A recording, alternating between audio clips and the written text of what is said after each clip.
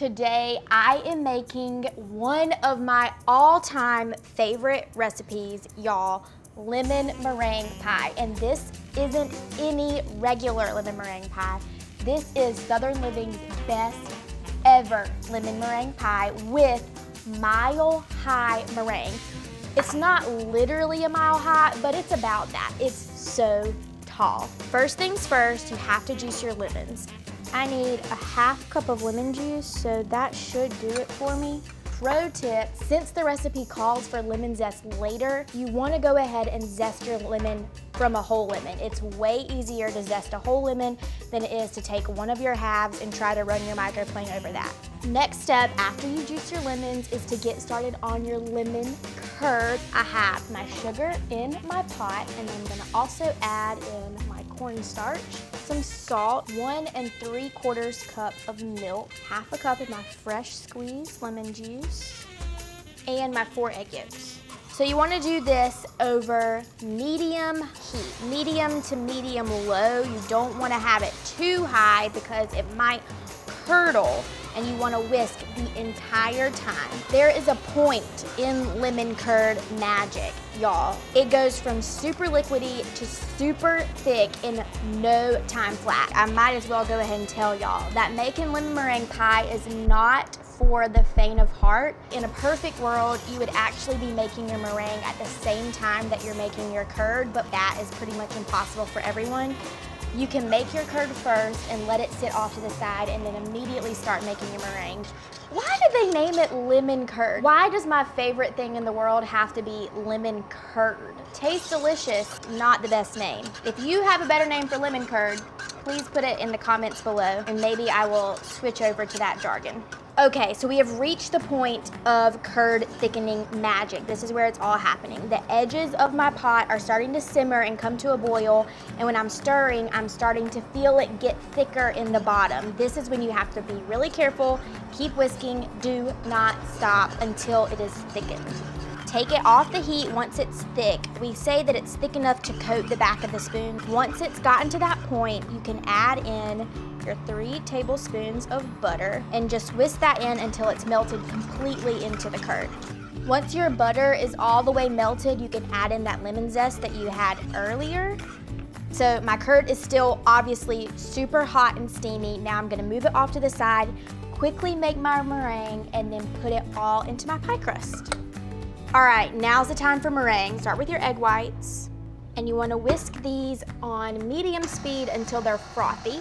At this point, you can add in your cream of tartar. It needs to be on high speed, and it's gonna need to go for longer than you think it does. Once I put it on high speed and I see it getting to be really thick and white, I'm gonna add in gradually a half cup of sugar and then keep whisking it on high until it's thick. Whenever you're making meringue, there are a couple of different stages. There are soft peaks and there are stiff peaks. You want this to stand up straight, just like this.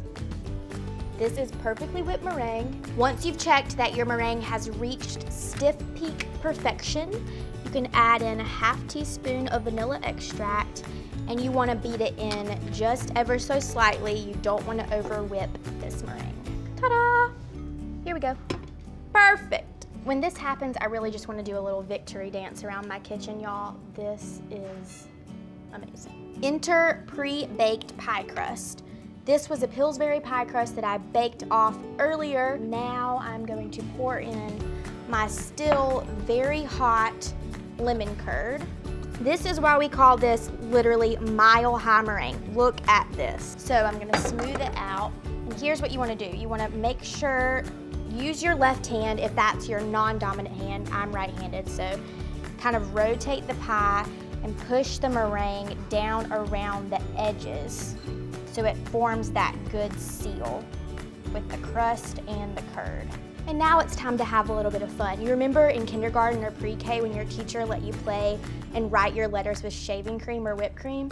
This to me is almost like that. So take your either a back of a spoon or an offset spatula, and you can make fun little peaks and designs with your meringue. Kind of the messier the better here, because once you put this in the oven and it browns, it's gonna be so pretty with peaks of brown and white all over. One of the best things about this dessert is it's super impressive for your friends. Like, look, it's already impressive as is. Imagine bringing this to a table and it looks like this, but then after you brown it, y'all.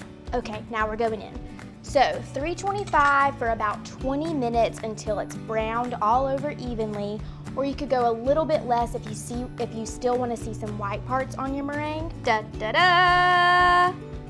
Mile High Meringue on Southern Living's Best Ever Lemon Meringue Pie. Y'all, look at this. I had so much fun making the peaks, and you can really tell they get extra brown in the oven. I'm gonna let this cool all the way to room temperature, which is gonna take about an hour, and then I'll transfer it to the fridge until I'm ready to serve. Ideally, you wanna put it in there for at least 4 hours, if not overnight, which is great if you wanna get ahead on your party planning and make this ahead. Now it's time to take a slice out, which is always the most nerve-wracking part of making pies because you always want it to be perfect. Nothing is ever perfect, just always keep that in mind. Look at that beaut. You know you've done well when the meringue is 2 times as tall as your lemon filling. It is literally and figuratively a mile high. Now for the bite. Yum!